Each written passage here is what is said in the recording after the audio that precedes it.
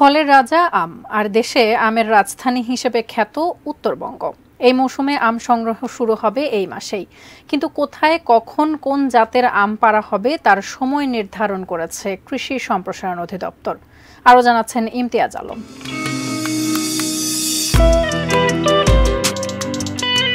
আমের ফলন এবার কেমন হবে তা নিয়ে উৎপাদনকারী ও কৃষিবিদদের বিস্তর উদ্বেগ। কৃষি সম্প্রসারণ অধিদপ্তর বলছে, এবার আমের উৎপাদন অন্তত 15% কম হতে পারে গতবারের চেয়ে।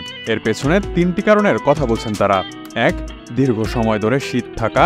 2. দেশজুড়ে তাপপ্রবাহের বিস্তার। 3. এবার আমের অফ ইয়ার। আমের উৎপাদন নিয়ে উৎকণ্ঠার মধ্যেই দেশের বিভিন্ন স্থানে গাছ থেকে আম পাড়ার সময় নির্ধারণ করেছে কৃষি সম্প্রসারণ অধিদপ্তর। অধিদপ্তরের রপ্তানিযোগ্য আম উৎপাদন প্রকল্প দেশের রপ্তানি উপযোগী আম গাছ থেকে সংগ্রহের বিষয়ে একটি সময়সূচি দিয়েছে। গত 20 মার্চ অধিদপ্তরের উদ্ভিদ সংঘনিরোধ উইং আয়োজিত সভায় এই তারিখ ঠিক করা হয়। এই তারিখ শুধু রপ্তানিযোগ্য আম সংগ্রহের জন্য নির্ধারণ করা হয়েছে বলে উদ্ভিদ সংঘনিরোধ উইংয়ের উপপরিচালক মোহাম্মদ মফিজুল ইসলাম জানিয়েছেন। স্থানীয়ভাবে বাজারজাত করার জন্য আম সংগ্রহের তারিখ স্থানীয় সংশ্লিষ্ট কার্যালয়গুলো ঠিক করবে বলেও জানান তিনি। তবে সরকারিভাবে আম সংগ্রহের যে সময় নির্ধারণ করা হয়েছে সেটিকে ধরেই অনেকে এগোচ্ছেন বলে মাঠ পর্যায়ের কৃষি বিভাগের কর্মকর্তারা জানিয়েছেন।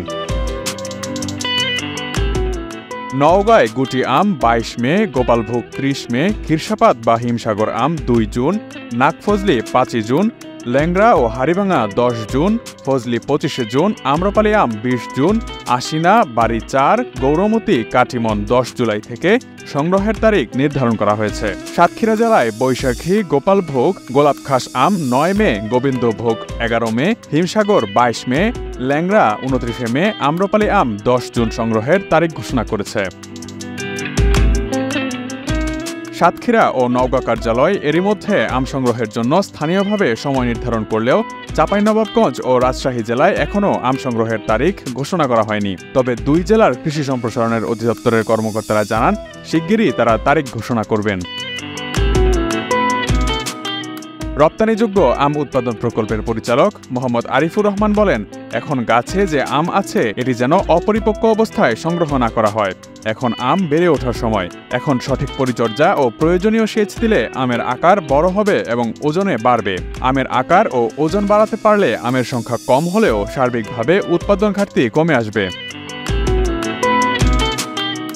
উদ্ভিদ সংঘনিরোধ উইং সূত্রে জানা যায়, দেশের বিভিন্ন স্থান থেকে 29টি জাতের আম সংগ্রহের তথ্য পর্যালোচনা করে দেখা যায়, এর মধ্যে 10টি জাতের আম রপ্তানি করা হয়। আম পরিপক্কতার তারতম্য হয় তাপমাত্রার ভিন্নতার কারণে।